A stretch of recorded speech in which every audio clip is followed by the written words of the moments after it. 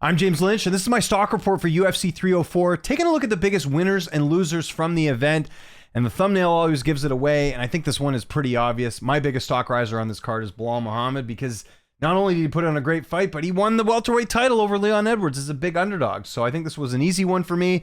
Belal Muhammad, again, underdog, came through and dominated this fight against Leon Edwards. Like, you know, the grappling, the wrestling, the stand-up, obviously, all look great tonight. This was Belal Muhammad's best win. He deserved this title victory with the performance he put on. I don't think there's any question that Belal Muhammad was the biggest stock riser on this card. He's the new champion.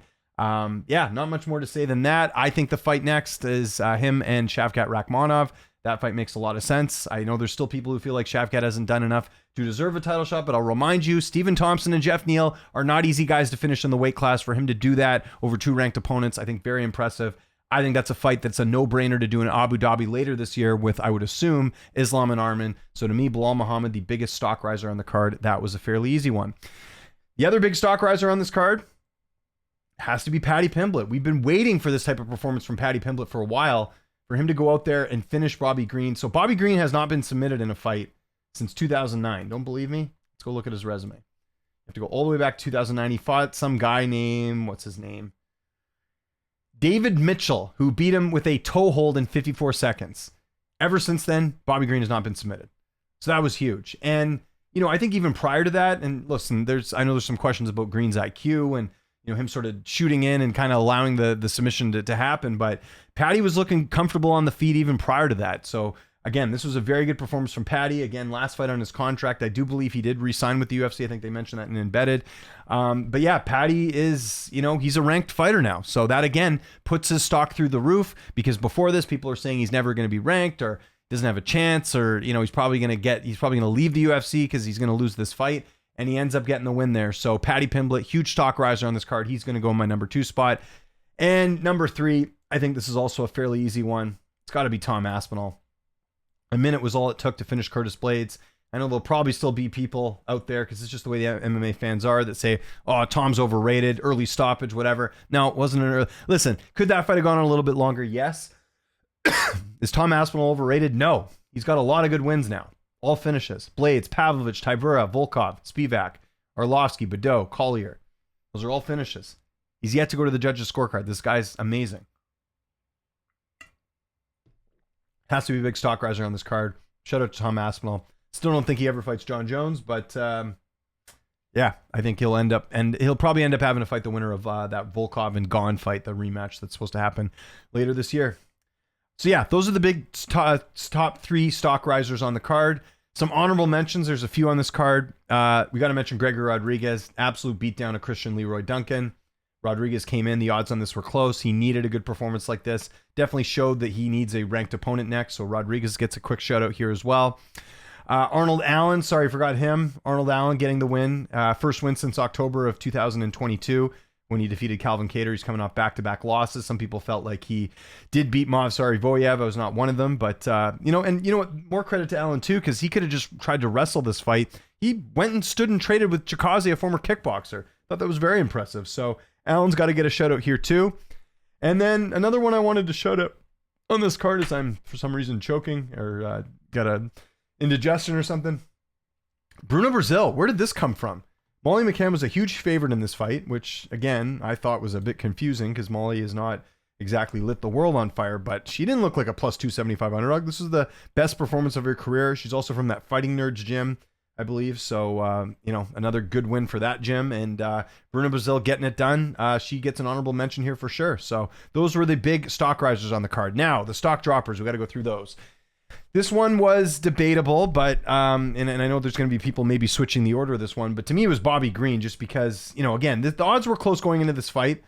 You know, I think Green, what did they end up closing? I think it was a slight favorite. He ended up closing as the dog. Okay. Well, even with all that, it's the way he lost that his stock went down. Like, here's Bobby Green coming off this really impressive, dominant victory over Jim Miller at UFC 300, and then he follows it up with this fight where he basically just like gave Paddy the submission, you know, like it was just a bad fight IQ moment for Bobby Green. So not that he had like a ton of stock going into this, but he's got to be the biggest stock dropper just the way the fight ended. So that's why I put him in the number 1 spot as opposed to my next pick. But for sure, Bobby Green has got to be, the biggest stock dropper in my books. But if you wanted to put him at number 2, I'm fine with that. My number 2 pick, though, is this might be number 1 on some people's list. Biggest stock dropper. I'll let the suspense build a little bit here. But it's got to be Leon Edwards. I mean, this was a guy that was favored to win this fight. He was a big favorite going in. And it's not even that he lost. It's at the weight. Like, he was dominated most of the fight. I think Leon won maybe one of the rounds, maybe 2. But, like, it was all Bilal. Leon got dumped on his head. He was on his back a lot. Yeah, he got... I mean, we can even go through some of the data from tonight, too. Like, if you want to look at significant strikes... Right? Like, for a guy that's known to be a good striker in the weight class,